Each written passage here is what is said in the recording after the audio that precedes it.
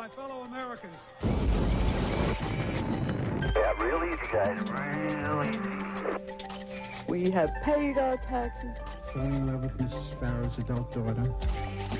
Well, I think Los Angeles looks like Beirut. This is not the way to overcome racism. I bid you a very heartfelt good night.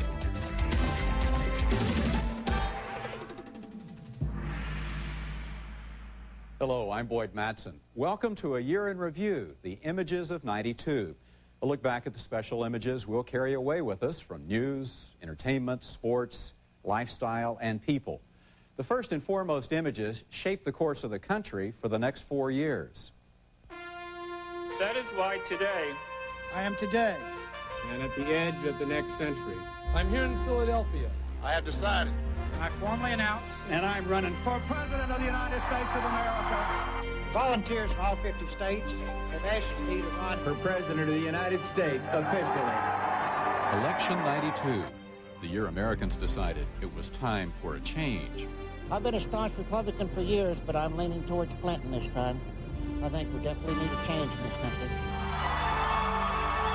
And change is what they got. The Republicans were out. The Democrats were in. 46-year-old Arkansas Governor Bill Clinton elected the 42nd President of the United States. My fellow Americans.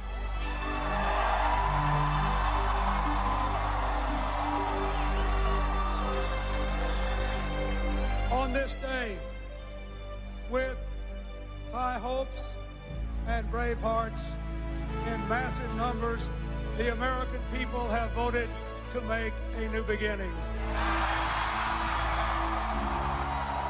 Clinton took away 43% of the popular vote, Bush 38%, and the on-again, off-again, on-again independent Ross Perot 19%, the strongest showing by a third-party candidate in 80 years. Still, there was no love lost among the candidates. I haven't seen so much mudslinging since the last election. My dog Millie knows more about foreign affairs than these two bozos. There is a difference between making computer chips and potato chips, even though the president hadn't figured it out.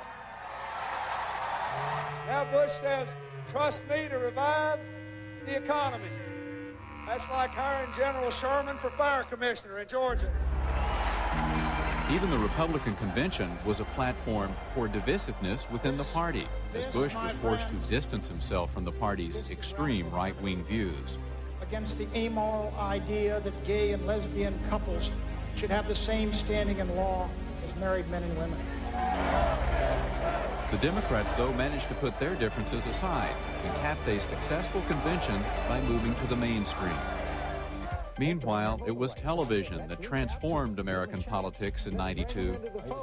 We're going to win all 50 states. Larry King logged the most TV time with the candidates. But the other talk and magazine shows didn't lose out, as the candidates opted to take their message directly home. Good evening and welcome to the second of 3 presidential debates between the major presidential debates president that are late than never drew high ratings, but it was Perot's infomercials like Chicken Feathers, Deep Voodoo, and the American Dream that became the centerpiece of his campaign.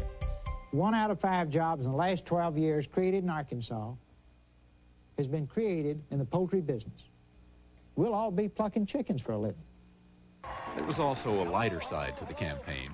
And welcome to Presidential Jeopardy. Hey, let's get started. Governor Clinton, now you've been doing an awful lot of traveling lately. Do you miss Arkansas? I never touched Miss Arkansas. All right, fine. Mr. Perot? The first thing we need to do is balance the budget. Now, that's going to be getting the president and the Congress to dancing together like Fred Astaire and Ginger Rogers. If you had to do it over again, would you inhale?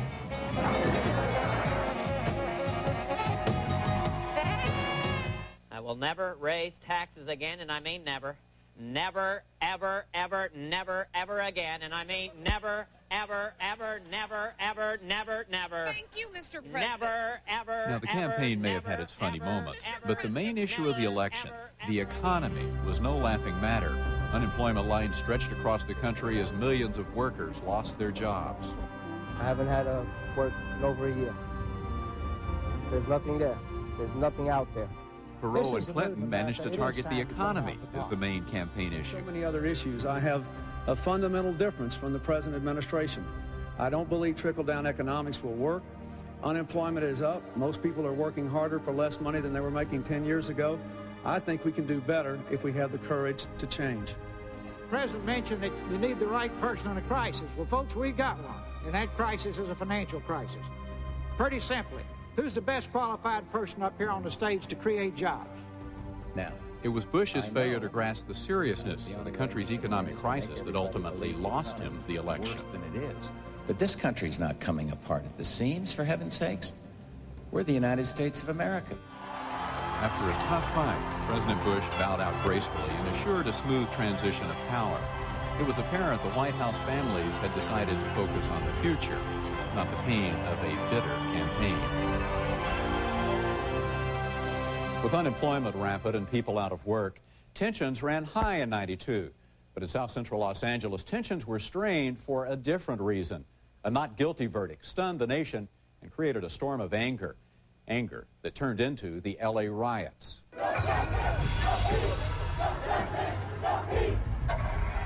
It all started when 4 police officers who had beaten black motorist Rodney King were acquitted.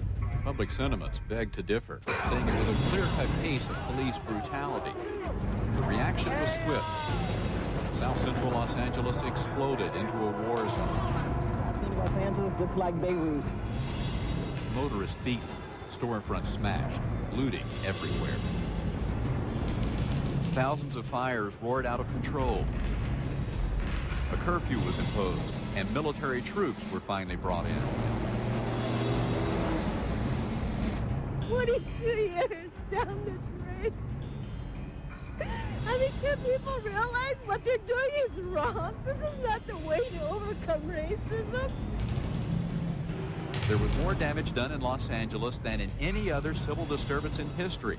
Probably up to $1 billion in structural damage and another $1 billion in destroyed and stolen merchandise and lost business. The greatest loss of all, the deaths of 51 people. In an appeal to stop the violence, Rodney King called for peace. Let's try to work it out. Let's try to beat it, you know. Let's try and work it out. The Rodney King verdict may have lit the match, but the streets were more than ready to explode. Feelings of inequality, despair, frustration, and anger are still apparent 30 years after Martin Luther King spoke of racial equality. I have a dream.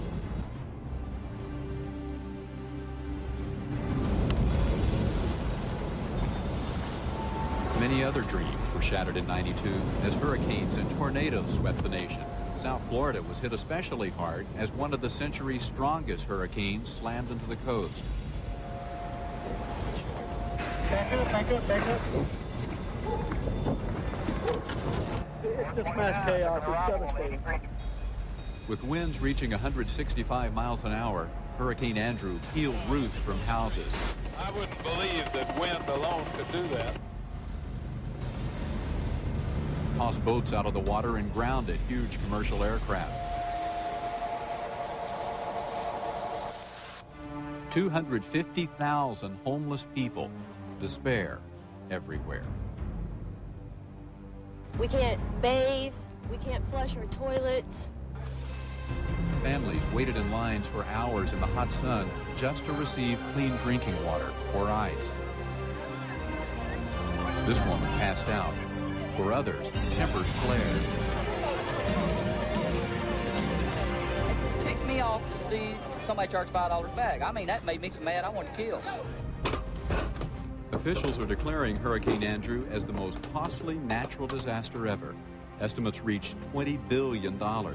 Insurance claim numbers are prominently posted on every home still standing. Meanwhile, it was a string of tornadoes that ripped through 12 states in November that again rocked the nation.